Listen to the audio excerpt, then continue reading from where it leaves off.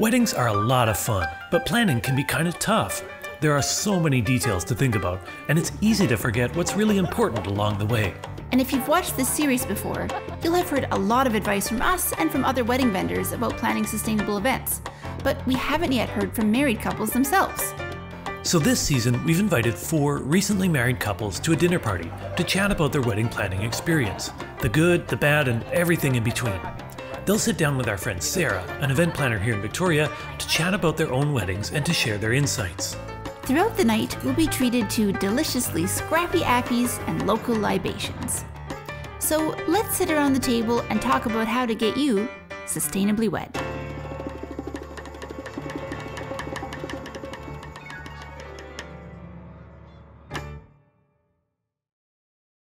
So, we have intentions. And I think once you have those in the planning process, the kind of next most invaluable thing a couple can do is get a community of like-minded vendors behind them and find the people who are going to be there and support you throughout the day and throughout the journey. And I know that I am lucky as a planner to know this incredible network of humans and 80 different photographers and 5 great videographers, but it's not really the case for couples, especially when you're just starting out. And I know finding a vendor who really understands you, maybe shares visions and values is important just in the process as well, but when it comes to creating a sustainable celebration, it can be really important, but can be really tough to find. So I'd love to hear more about what your process was like in picking the vendors or the humans, if they were, within your own sphere of influence for DIY. The humans or vendors that made your day possible, and how and where did you find these people? Simon and Ali, you had really a big sphere of influence, I think, and it's something we talk about couples with is, okay, who do you know? Who can we put to work? How did that crew come and bring things together? Well, it was really nice having my brother and sister-in-law be involved in the wedding industry, so they helped us along with our, the most important vendor was the booze.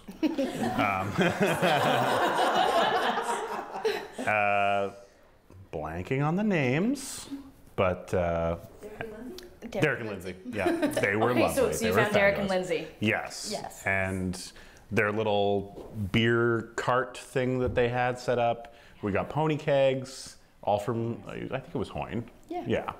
And that just made the whole thing perfect. Yeah. And Adam did the tarps because it was September, so we needed tarps to, just in case it rained, which it did. And he put them all up, and he had purchased I think it was 100-foot tarp for his wedding because he had his in September. There was risk of rain. Our whole backyard was covered by an enormous white tarp that we drilled into the side of trees and stuff. Nice.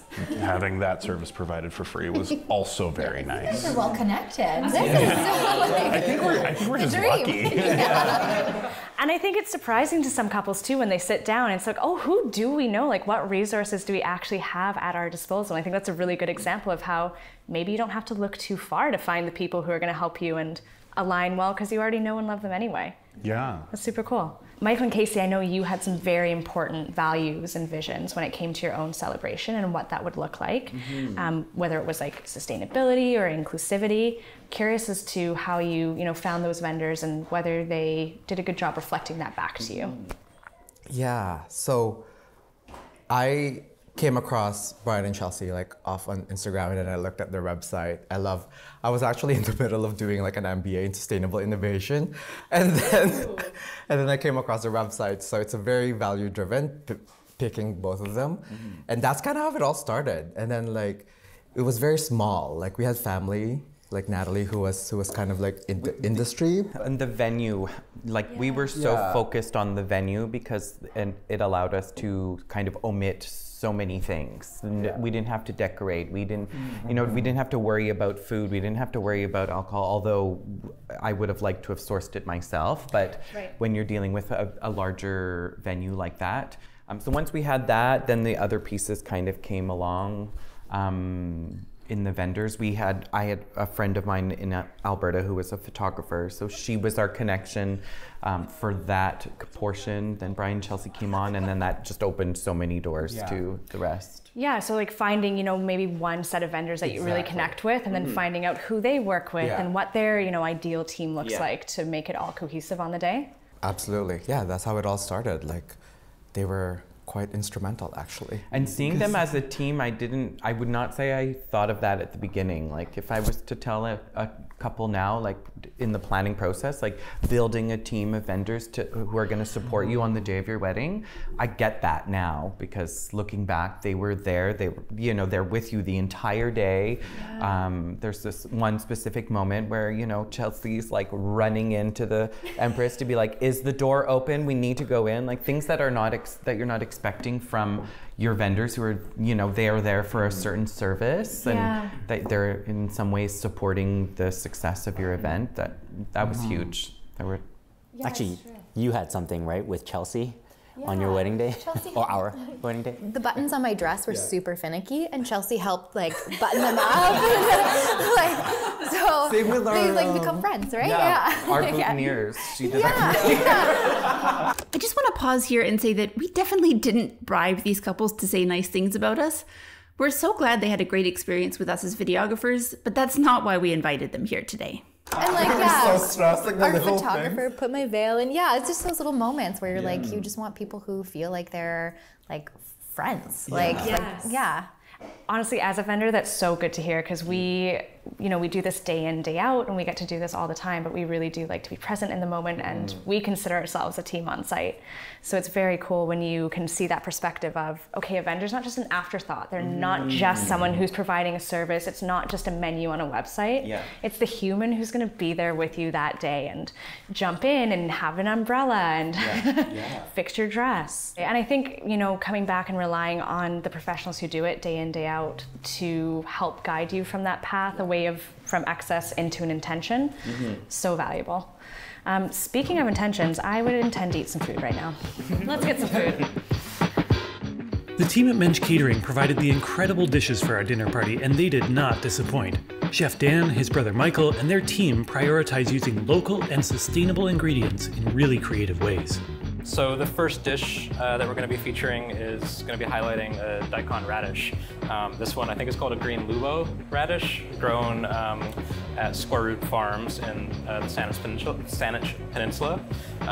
Instead of the butter, we're using schmaltz, which is basically chicken fat. We're making a chicken fat emulsion that we call schmaltz aioli. And the chicken fat we skim off of all of our stocks that we make in-house, and we save it, and we're using that for this dish, as well as some other things. But it's basically going to be the radish that we're going to process and poach, and then the schmaltz aioli on top, and a little bit of sea salt. So we do a lot of efforts in this kitchen to minimize our waste. For us, that looks like using products that would either end up in a bin, or maybe things like parsley stems that are used for stocks for the most part in other kitchens. We'll still use them for stocks occasionally, but we lacto-ferment them, and we dehydrate them, and then we have a really awesome seasoning that we use. It's almost like a dill pickle flavor to it, so we use that in our kitchen to season fries, along with many other things. We'll also make our own ferments with things like pepper seeds and trim. So for us, we try to find ways to use those things in here. So all that takes a lot of time, a lot of thought. Yeah.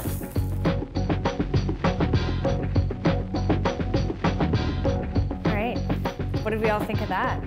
Delicious. Cool.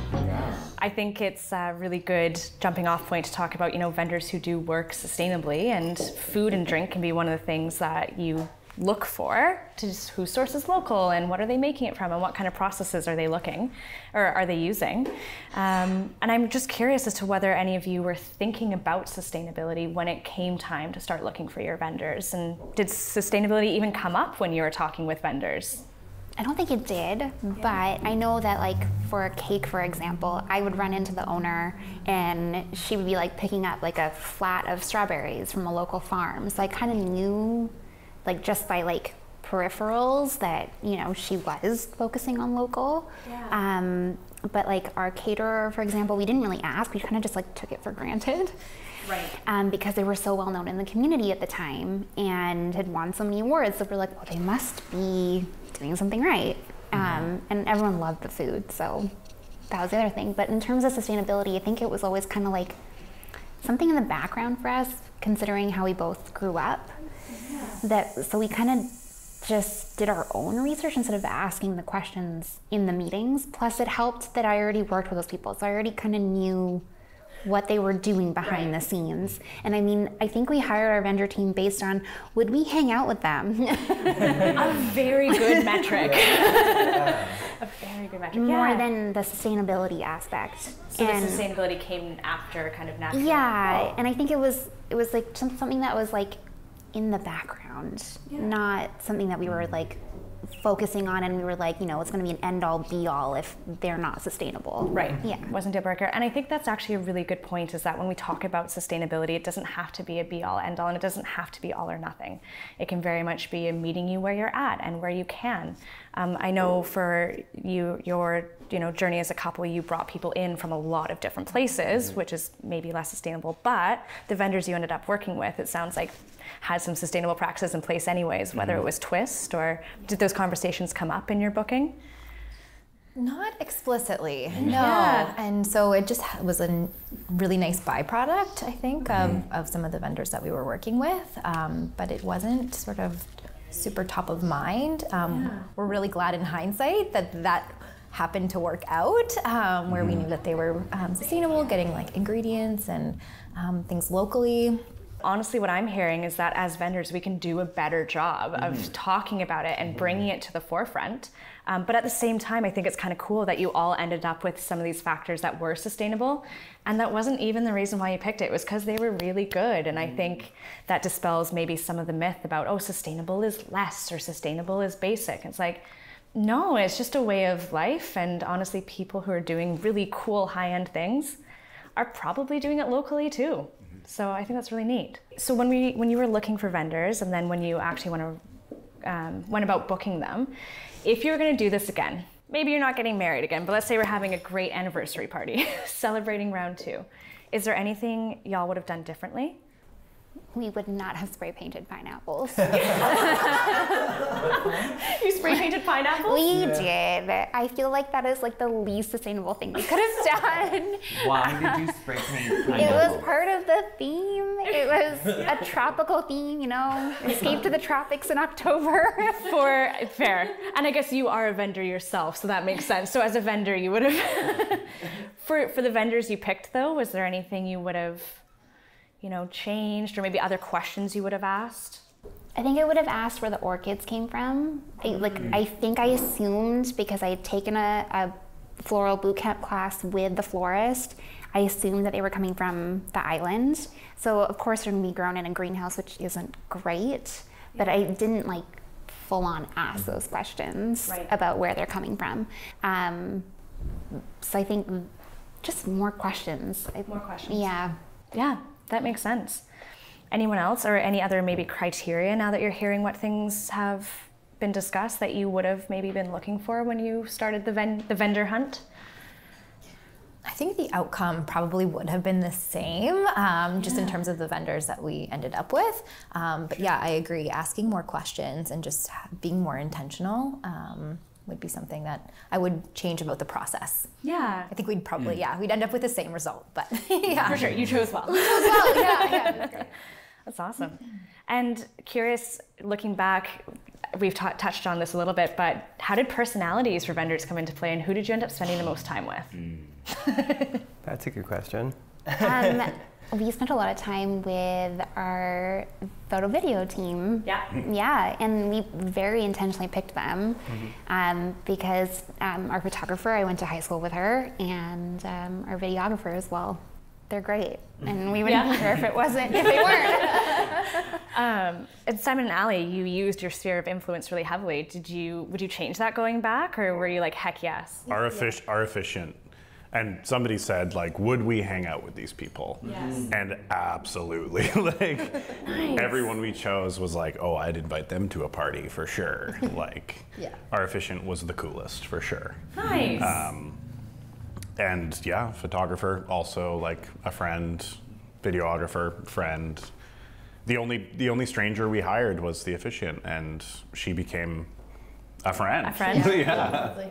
That's the mark of a good cool. event. Absolutely. When everyone feels like friends afterwards. Yeah. Very cool. Some of us are friends afterwards. we hang out with our planner all the time. Okay, as vendors, we love that. Yeah, Alana was literally like, oh, like, do you think they'll remember us if when this is over? Is it weird if we're like, do you want to hang out? Okay, as a planner, I'm always like, can we be friends afterwards? And I'm like, am I being weird? Is this crossing a boundary? But I don't really care. Yeah, good personality. So asking more questions, maybe a bit more intentful, but it's also hard to know when you haven't done a wedding before. You know, all these things that you are realizing now and acknowledging that you wouldn't have thought to ask about. Is there any advice that you would give to couples now who are looking to go a little bit more sustainable? Or would you just have liked more guidance from vendors in general? I feel like there should be like a toolkit where one could say, okay, I'm inviting so many people from out of town, for example. I'm doing certain things on my own. We're choosing, you know, this vendor that's a little bit proximity that could help you sort of make that decision, informed decision about how sustainable is this event. Because really, ultimately, that's the question, is that there are so many different decisions along the way that can make it sustainable. And then you're deciding, well, what am I choosing sustainability, or am I choosing, you know, what's going to make this event feel right for me? So Casey's actually really onto something here. And while this isn't 100% of what he's talking about, there actually already is a fantastic tool called the Wedding Footprint Calculator that helps you estimate the overall carbon and waste footprint of your wedding. Developed in Australia by a group called Mindfully Wed, this calculator allows you to input many of the wedding day variables, like outfits, travel, rentals, food, and more. And then you receive an estimated carbon footprint score, so you can review and revise your decisions with this knowledge in mind. It's definitely worth checking out. Okay, back to our conversation. Yeah, I think too, if the couple can't, because it's probably, you know, the very few times they've planned a wedding, to have any vendor who's aware of this concept guide a conversation around what that means for the couple, and then the individuals within the couples, and then try to find that compromise as you will when you plan your wedding. Yeah, and everything. Yeah, totally. Yeah, because you don't even know what kind of things you don't know that you should be aware of, and I don't think there is right or wrong. There are trade-offs. And so to have a guided discussion of what is meaningful to you as the individual and as the couple, then you'll come to an outcome that will feel good for you, even if you're not going to perfectly hit every index or metric of sustainability. It's exactly that, right? And I think what I'm hearing you saying is that you want people who are going to meet you where you're at and maybe help you get a little bit a step forward, a little bit more sustainable, or whatever other goals and metrics you're planning around as well, like bringing family and how can we make this really personal or really love-filled, but having someone there to guide. And that's where it's important for vendors to be value-based, you know, and make it very clear. I think that's why we picked Paper Heart, because it was like very clear what their values were and their goals and how that matched what we wanted, and the conversations can then ensue and follow. Yeah. I think that's a really good point, and it helps break through some of that hype maybe, you know, like just because someone's won awards or has a lot of Instagram followers doesn't actually speak to the final product or what y'all are going to experience on the day. So I think values, and that's where my own, honestly, sustainability practice came from, is our ethos is kindness, and kindness to everyone and kindness to the local community, and then in turn the environment. It just makes sense. It's a really good point. I wanted to add, though, I also feel like the education as well, it's coming more and more out, but like if vendors themselves aren't educated on what the sustainability swaps are, then it's hard to guide a couple in that direction too. Like for example, like if you're a florist that only works with floral foam and you don't have any alternatives and your couple's asking you, then that could be like a reason that maybe the couple doesn't know any better, or that they work with somebody else.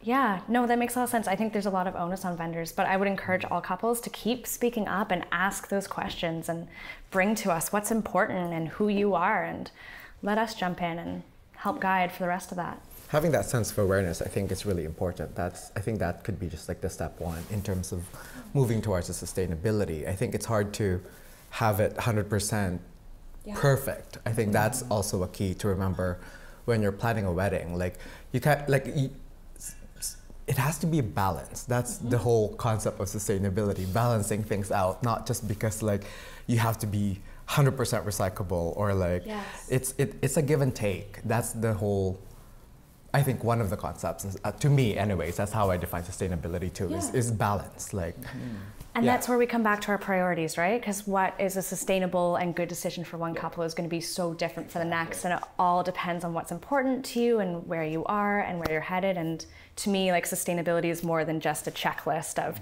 here's the tips that you can do and use this kind of paper, but more a mindset and a challenge of, okay, let's consider this in the whole.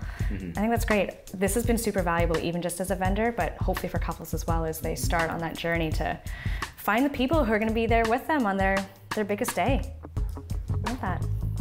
Cool. Yay, guys, 2 episodes done.